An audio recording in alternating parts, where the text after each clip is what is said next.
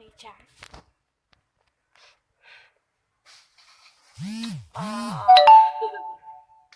Hello.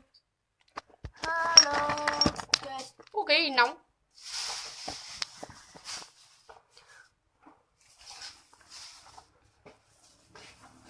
Một người xem. Lại một người xem. Hello. Chào, hai người xem. Vui thế. Vui mà. Vui đâu. Trắng. Cứ sao nhà em xem, cứ sao nhà em xem. Có được cứ xéo nhà lên đi. Hello, cứ sao nhà đẹp trai. Mày có biết cứ xeo nhà là ai đâu mà đẹp trai. Khen cứ khen rồi tính tiếp. Hot girl của em đây. Yêu quái, đây là yêu quái. Quay một phòng cho các bạn xem. Xinh lắm. Đây yêu Đôi khi chung cùng một giờ, thức giấc chung một giờ. Giấc trong một gia đình. Đi hát. Em mua cái mở hát. Hàm bài cho cái lù. Mùa giấy chia sau lún tu. Cho cái lù. Mùa giấy chia hậu hìa chứ. Sầu đôi chỉ mua đánh từ mù cho. Hìa chứ chỉ mua đánh từ mù kia. Không phải.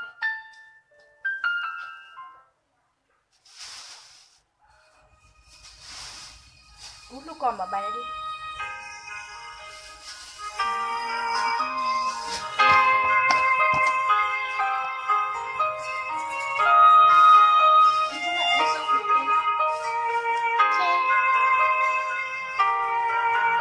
Thất tình. Bị đam bồ dư. Đây là hình hao nông. Đây là ai tên chị Thả Tính. Nhìn tên chị. Không phải cứ xeo gì. Cười. Không biết.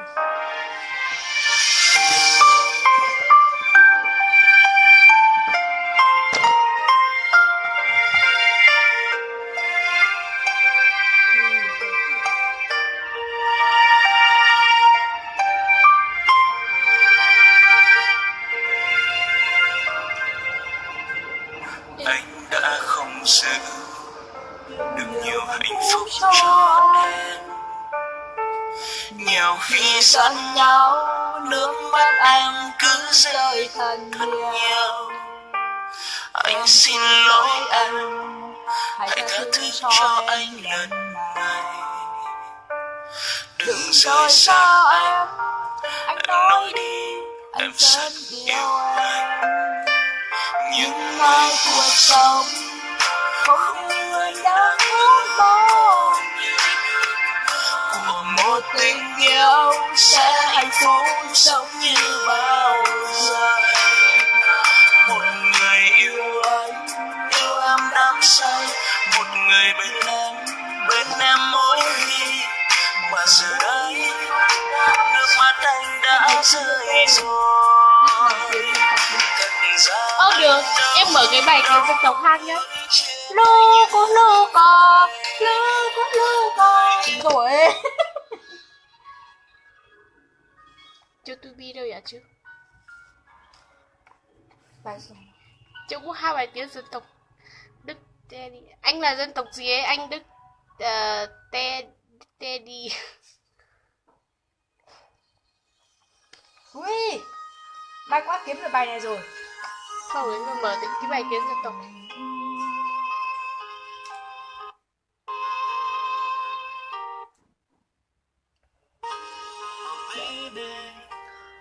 Và cha nô nó cũ.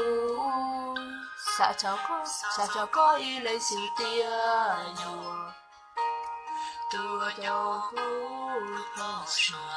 Tắt cái đây. Tắt cái này. Tia có.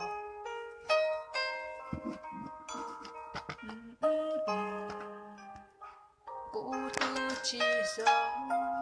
Tam đào hạnh phúc khơi có. Đây lại.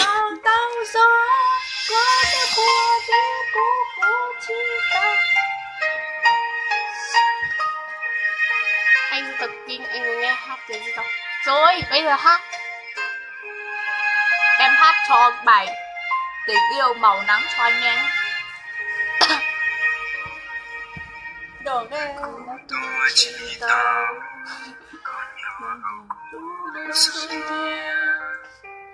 Đâu dấu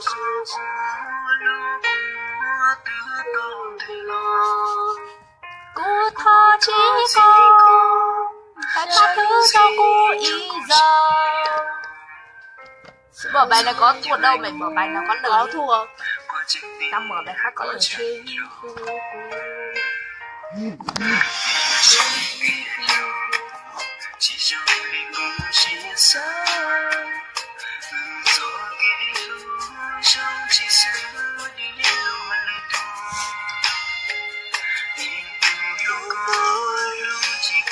Mở cái câu không? Mở bài cho tao, mở một bài hát không? Hai cho tao với.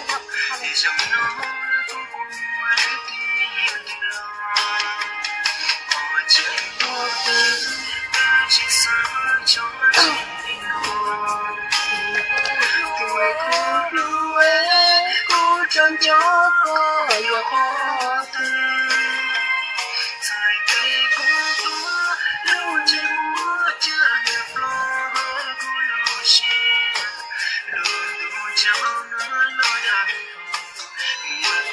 Không, ơ mày là gì?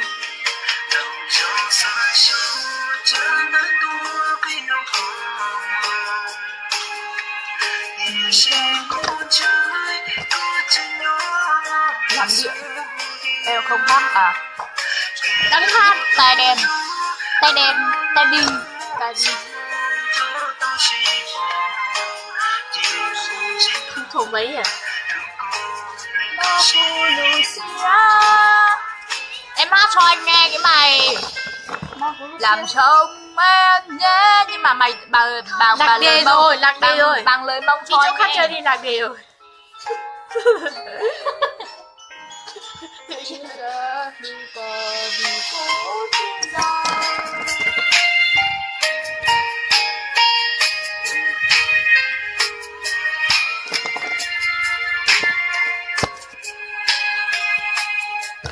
Không có lời vậy.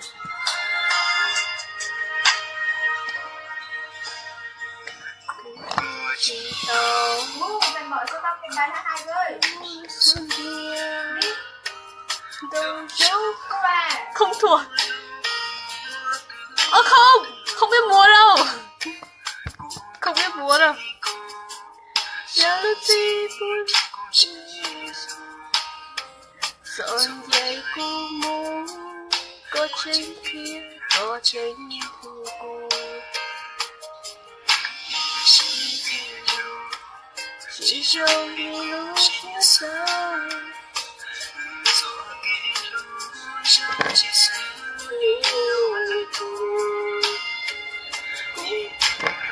Không thuộc mấy.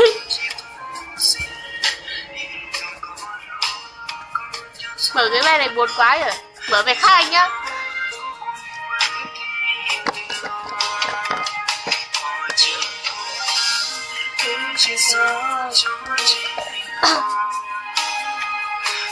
Cô lưu em, cô chẳng nhớ có yêu khó tin.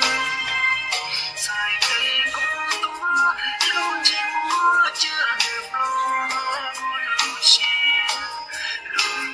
subscribe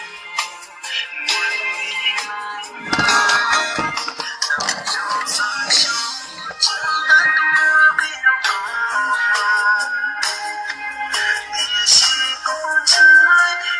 để không bỏ lỡ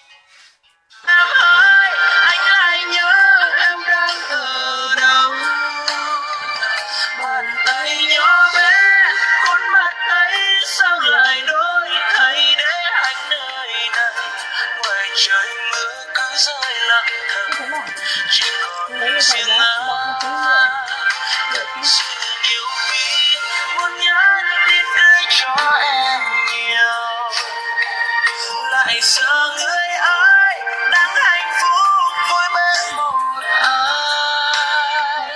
Tình yêu đã chết, hai người giữ mai này chúng ta có duyên gặp lại, thì anh vẫn luôn luôn yêu em như lúc mới yêu.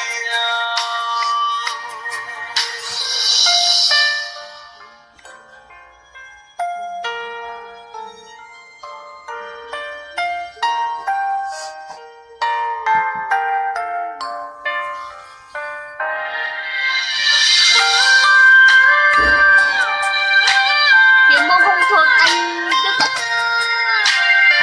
Em không thuộc tiếng Mông đâu.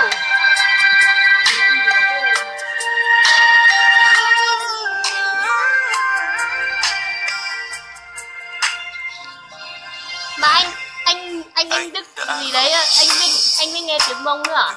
Anh là người Kinh mà. Nhiều khi giận nhau, nước mắt em cứ rơi thật nhiều. Anh xin lỗi em, hãy tha thứ cho anh lần này. Đừng rời xa anh, em nói đi em rất yêu anh. Nhưng vì cuộc sống không như anh đang ước mơ, của một tình yêu sẽ hạnh phúc sống như bao người.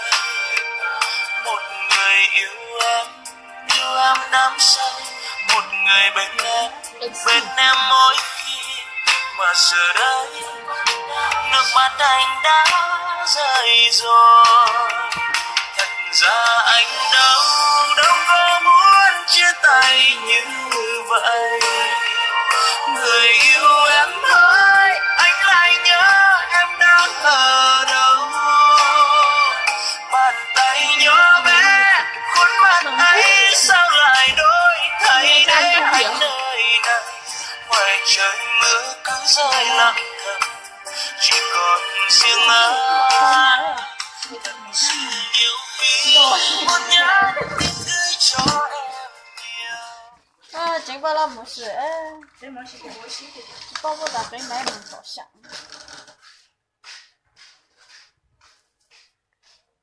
Đồ chi giống nhà cũ rồi. Hát bài khác không phải là bài thất tình nghe buồn lắm.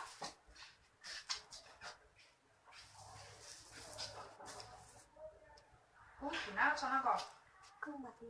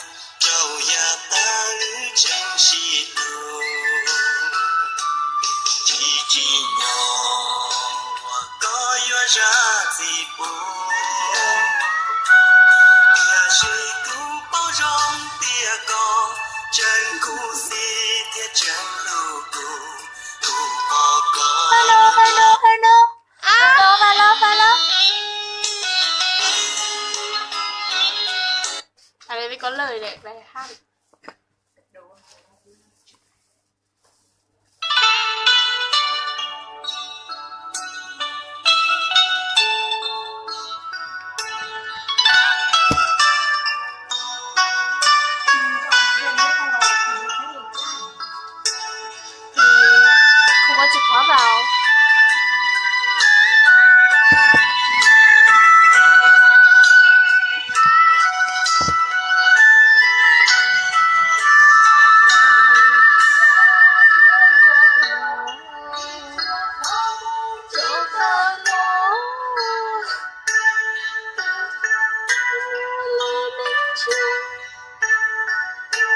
这样的，只有我要的梦。手指，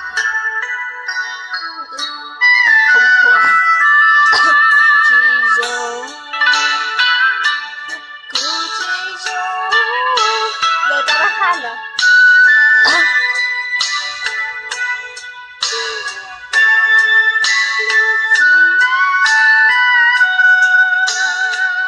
Mặc váy màu xinh thế lại cởi ra mặc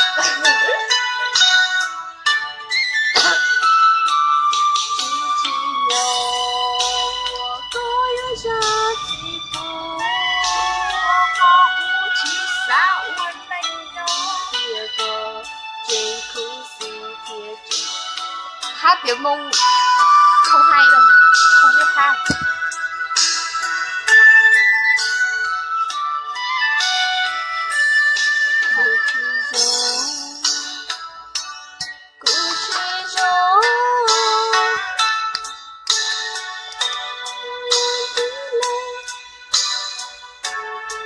Trứng này này, sao nó lại bị màu tím nhở? Để xem này.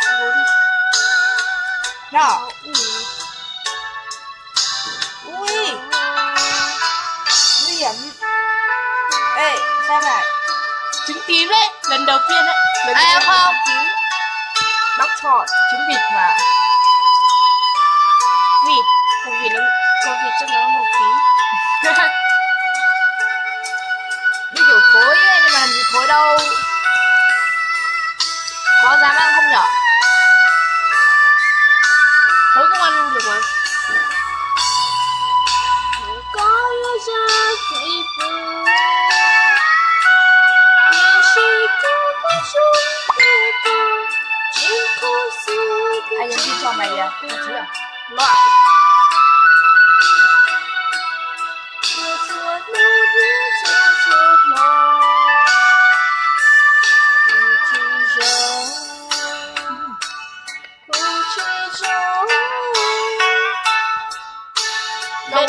Bạn đơn lắm, các bạn loại rồi. Sao nó bảo gì? Gạch, nó bảo nó đã bị đi xe. Thế bây giờ lại lượn xe.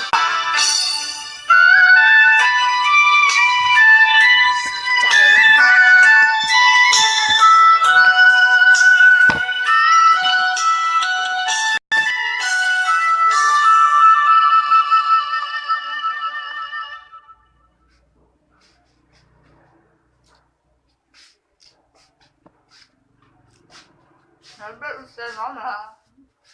Nhìn thầy bảo ấy.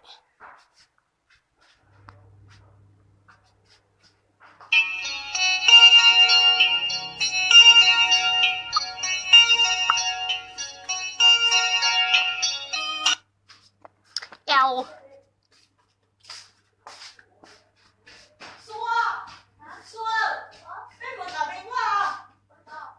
Làm gì đấy?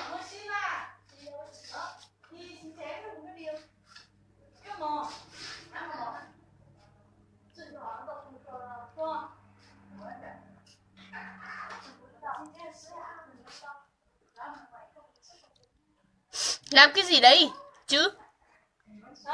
Ở đây có gì hot? Có gì hot? À, bà thị giống.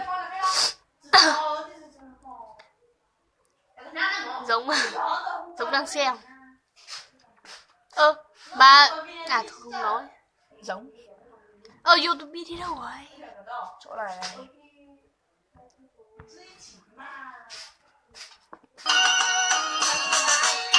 Đây là đồ của người yêu con của. Nước này có sạch không à?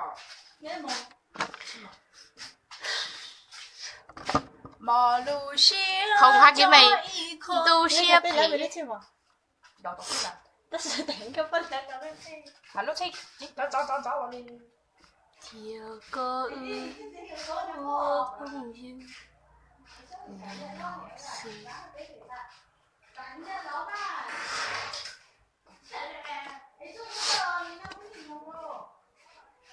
Phong Duyệt Lưu.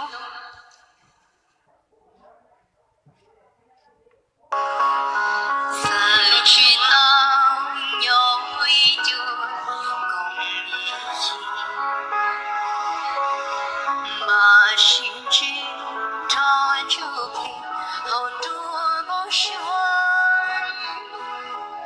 是和光不是风，一种路子给我写，刚有些马是天马别是黑，来，俺老天嘞。